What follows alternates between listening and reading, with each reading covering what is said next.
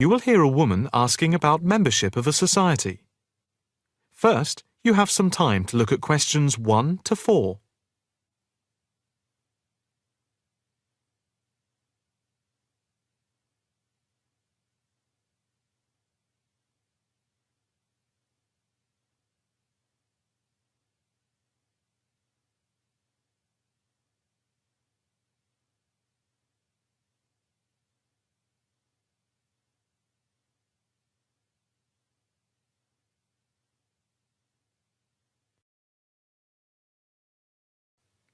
Now the test will begin. You should answer the questions as you listen, because you will not hear the recording a second time. Listen carefully and answer questions 1 to 4. Hi. I'd like some information about joining the International Arts Society. That's no problem. What exactly can I help you with? First of all, I'd like to know about the membership fee. Well, there are 2 types of membership. Can you tell me what they are? First, there is lifetime membership, which means that you can have access to all the facilities at the Society itself and all exhibitions. Plus, you can have discounts to various events at affiliated arts organisations here and abroad. And on top of that, you can use the lifetime members' room. How much is that type of membership? Well, the lifetime membership fee is £1,537. OK. It's rather a lot to pay in one go. What about the other membership? The ordinary membership, that's £193 per year. That sounds a bit more reasonable. What does that entitle you to? You can visit the Society, including the exhibitions, the library, and follow the arts programmes on weekdays during the opening times from 10 a.m. to 9 p.m. and at the weekend between 10 a.m. and 5 p.m. On Saturday, if there's a special event like a lecture or restricted showing of an exhibition, then it opens until 9 p.m. So, what is the difference between this and the lifetime membership? In the long run, you save money as you're making a one-off payment, and you have exclusive use of the lifetime members' room. OK. What arts programmes do you run? Well, the Society has a very extensive programme to cater for all tastes. There's a series of exhibition rooms for the permanent collection of paintings, watercolours and sculpture. And then there's a new exhibition area which opened at the beginning of the year. And we run a series of courses and lectures to go with the exhibitions. Can I ask about the lectures? What is scheduled for this year? The latest list is in this leaflet. Oh, yes. That looks very good. Are all the exhibitions, etc., free if I join? Yes, everything is free. That's fair enough. I think in that case I'll join. Before you hear the rest of the conversation, you have some time to look at questions 5 to 10.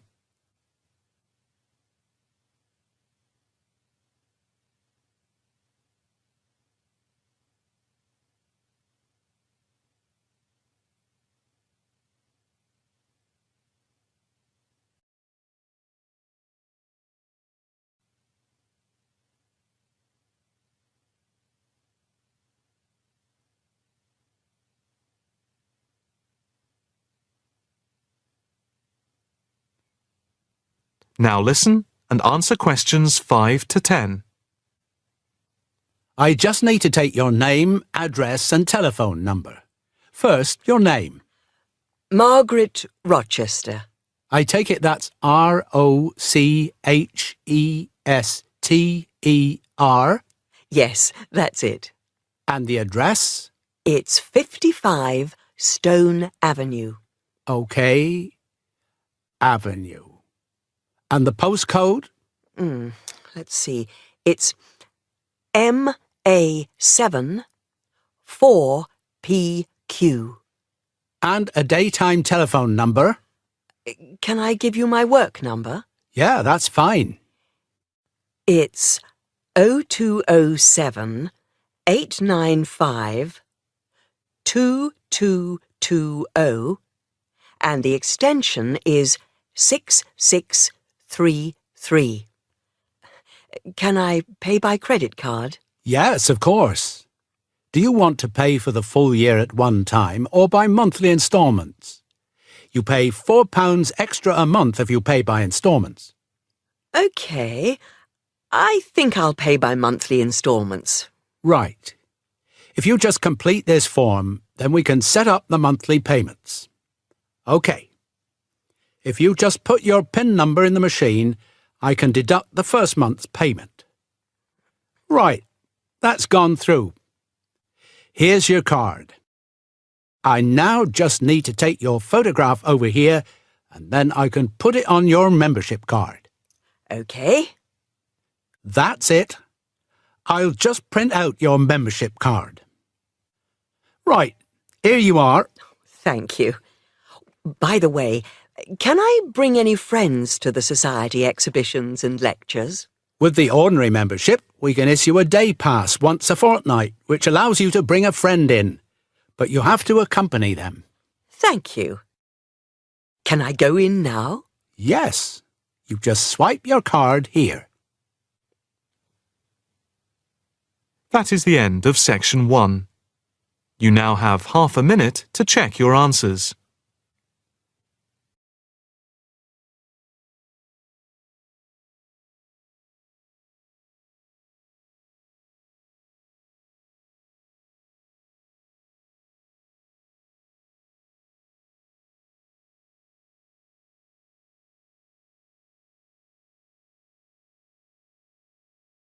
Now turn to Section 2. Section 2. You are going to hear an orientation talk. First, you have some time to look at questions 11 to 15.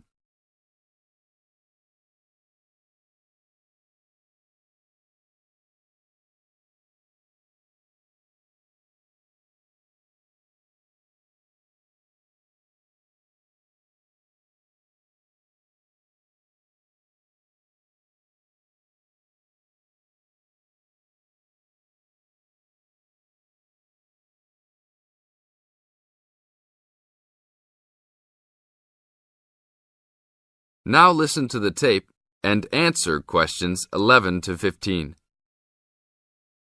Welcome to Orientation Week. Today I am here with the captain of our school's women's gymnastics team. Her name is Elizabeth Rain, and she is a fourth-year student.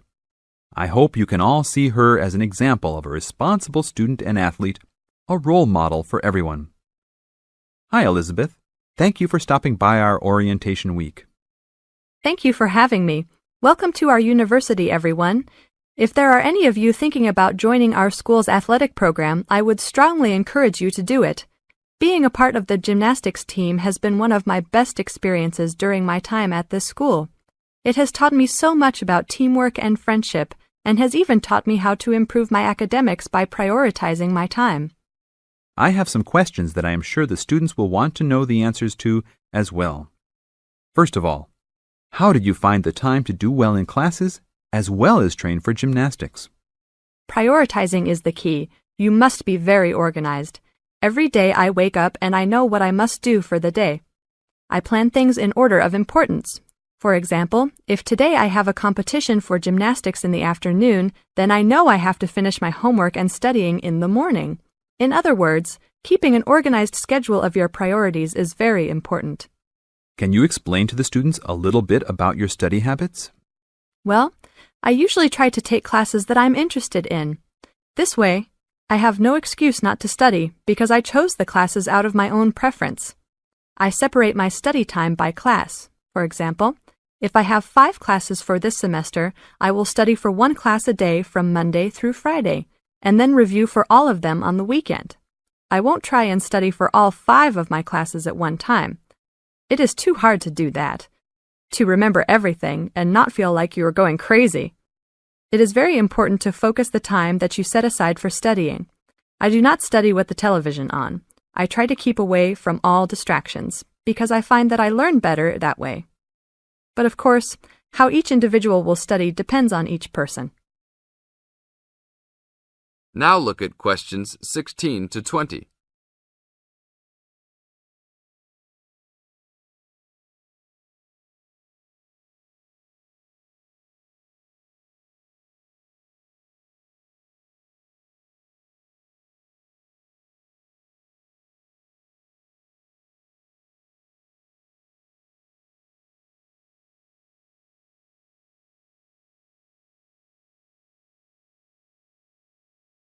Now listen to the tape and answer questions 16 to 20. That sounds like good advice. Let's talk a little bit about your gymnastics career. How long have you been doing this sport for, and what has been the best moment of your college participation? Well, I've been participating in gymnastics since I was a kid. My parents got me involved in the sport. The best moment. I would have to say that there is not one single instance that stands out in my mind as the best moment, but more of a whole experience. My first year in university was definitely one of the best years of my life. I met my best friends that year and really learned to grow up and be independent. Our team went to the national championships that year, and it was an incredible experience, so I would count the whole year as my best experience in college. How about the worst moment?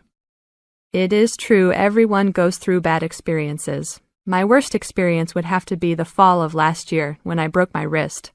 I was unable to participate in sports for the remainder of the year and had to learn how to write with my left hand. I guess when I look back at it, though, even though I wouldn't wish this to happen to anyone, this experience definitely made me stronger as a person.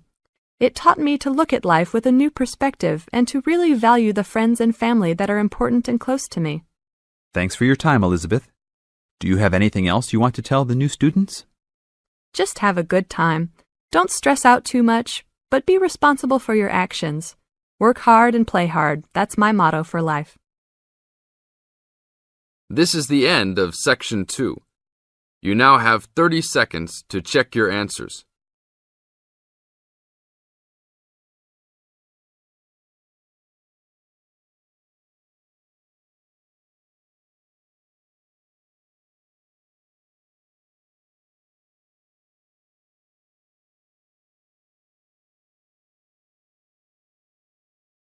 Now turn to Section 3. Section 3. You are going to hear a conversation between a student and a tutor. First, you have some time to look at questions 21 to 25.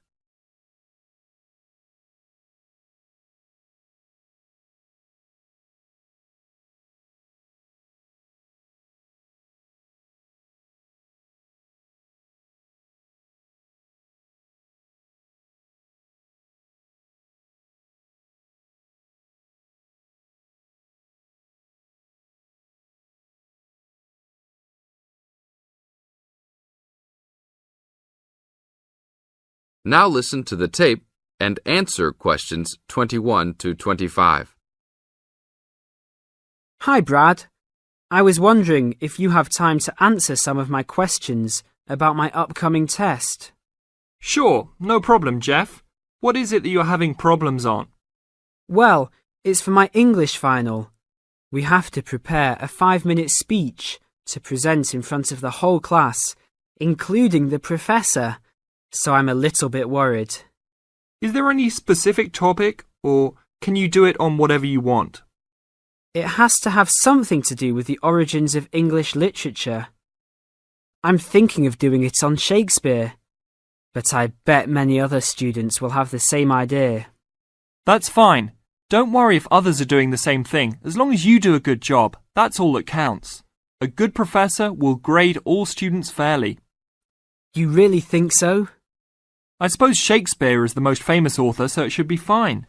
Besides, Shakespeare has so many works. You only have to choose a couple of them and talk about those. I guess you're right. Do you have any advice about how to prepare a speech? First, you need to select your topic. Have you done this yet? Yes, I have lots of information on Shakespeare. Good. Next, you should do a research on a specific topic. Do you have a deadline for which to turn in your speech topic? The deadline is next Tuesday. So you should have a detailed outline of what you will say by then. Do not just turn in a piece of paper saying Shakespeare on it. That will not give your professor any idea as to what you will be talking about. OK. So you think I should write out an outline of my speech? Of course! Writing your speech out in outline form is essential. No one could give a speech from scratch. Even the president must refer to his outline when giving a speech. An outline will give you a good structure to base your speech on. Now look at questions 26 to 30.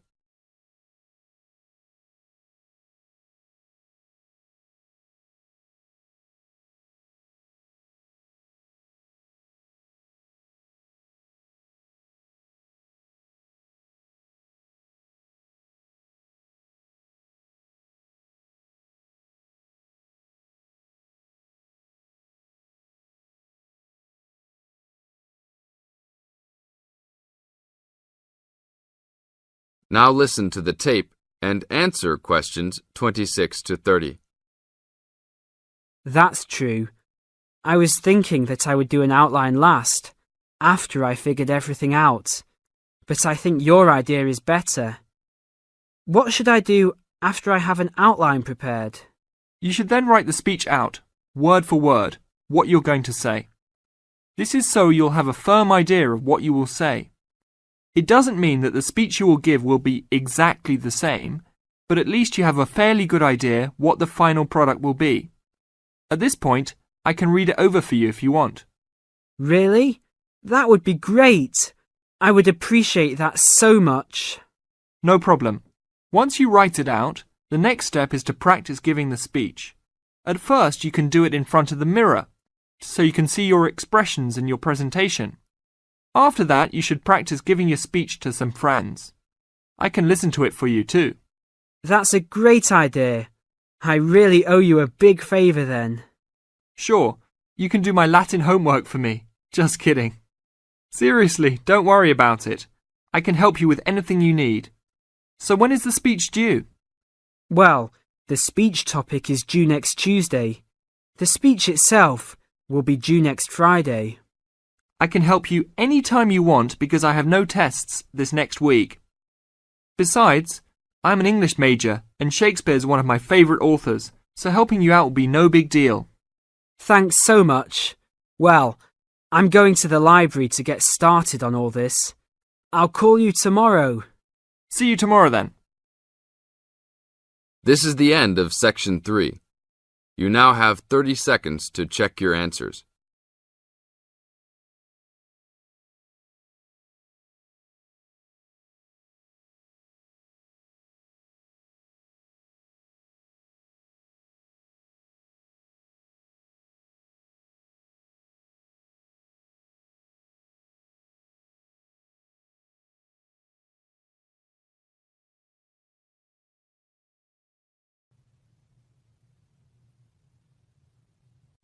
Now turn to Section 4.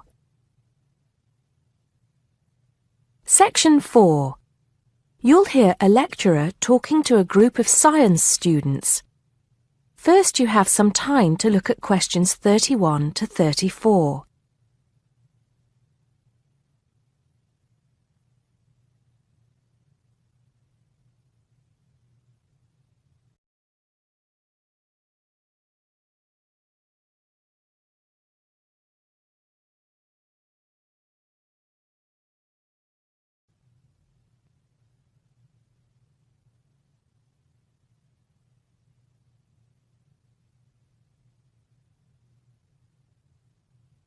Now listen carefully and answer questions 31 to 34. Good morning, ladies and gentlemen, and welcome to the science faculty. As you may know, my field of study is neurobiology, so you may be wondering what I have to say to those of you who are studying physics or chemistry or geology, even those of you who intend to become doctors.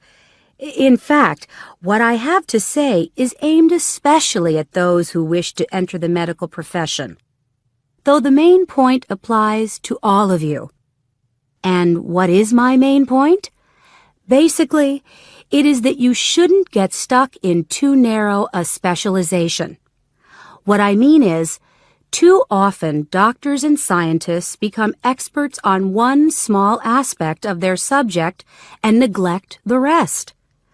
Perhaps you have heard the joke about a doctor being introduced to another doctor as an expert on the nose.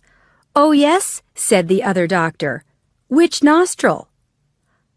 I know that more and more it is necessary to specialize, because when you finish your studies, you have to find a place in the job market. But I do believe that it is damaging both to you personally and to the profession. You may be surprised to know how many physicians in the past were men of wide culture. Many were interested in the humanities, from the arts to literature to philosophy. A surprising number of them, from Rabelais to William Carlos Williams, became poets, novelists, and playwrights. Men of science have written clearly and intelligently about society, psychology, and politics. This tradition is not dead. Today, such eminent scientists as Stephen Jay Gould, Jared Diamond, and Richard Dawkins are well known as popularizers of science while maintaining high standards. But more of them in a minute. I'm not saying that while you are studying anatomy, you should sign up for a course in English literature, but reading a few works of fiction in your own time will show you the human mind, just as your anatomy classes show you the human body. Science faculties and medical schools, it seems to me, now largely ignore this human dimension. Furthermore, the study of medicine, and psychology for that matter, is largely about what has gone wrong with the body and the mind. That is, it mostly deals with the abnormal. Before you hear the rest of the talk, you have some time to look at questions 35 to 40.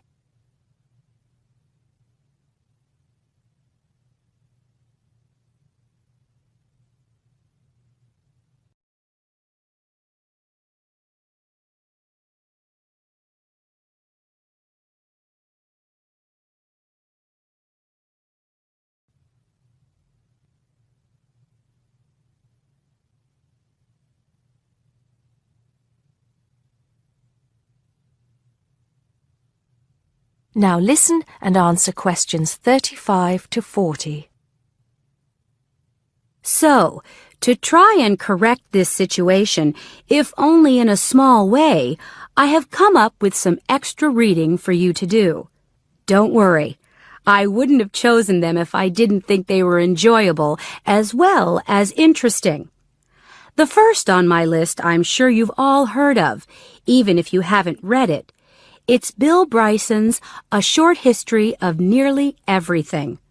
Now, don't turn your noses up at it just because it's now officially a school book and is written to entertain as well as inform. In fact, I've found it a very good bedside book. Next come a couple of the writers I mentioned earlier. Any collection of essays by Stephen Jay Gould is worth reading. He writes clearly in a language non-scientists can easily understand. In fact, a lot of his essays are responses to questions about science from the general public. He's also entertaining on the subject of baseball. Perhaps you should start with Gould's Wonderful Life. He writes brilliantly about natural history and shows how much imagination and excitement there is in scientific discovery. Then there's Jared Diamond's The Rise and Fall of the Third Chimpanzee, which shows us how close we are to the apes and forces us to look at some of the darker aspects of human nature. After reading it, you won't forget your animal ancestry. But don't let that put you off. It's very readable. You're probably saying to yourselves, just a minute, these are all science books. What about the fiction? I'll come to those in a later lecture. At the moment, I'm just trying to get you to read away from your chosen field of study. However, I will recommend one work of fiction now, though it might come as a bit of a surprise. If it does, it means you haven't read it. The book is The Water Babies by Charles Kingsley. I can see I have surprised you. Well, it is in fact the first fictional response to Charles Darwin's On the Origin of Species. Yes, it is a children's book, but full of surreal fantasy and wit. The fifth book on the list is a biography, The Emperor of Scent by Chandler Burr. To my mind, it's not particularly well written, but it is a fascinating story. It is about Luca Turin, a biophysicist who becomes an expert on perfume, and about how he missed getting the Nobel Prize. If any of you are thinking of a career in scientific research, this book might make you think again. It's a very tough dog-eat-dog business, which brings us to the book that inspired Kingsley's Water Babies, that classic of the genre, Charles Darwin's On the Origin of Species. If you haven't read it already, perhaps you shouldn't be here. If you have, it won't hurt to read it again. Or if you prefer, read his The Voyage of the Beagle, which, as well as being of interest to any natural historian or anyone interested in scientific method, also makes a great travel book. Well, I think that's enough to be going on with, and I can see that it's time to finish up. So please bear in mind, throughout whatever course you are studying, not to neglect other aspects of your wider, non-academic education. Thank you. That is the end of Section 4. You now have half a minute to check your answers.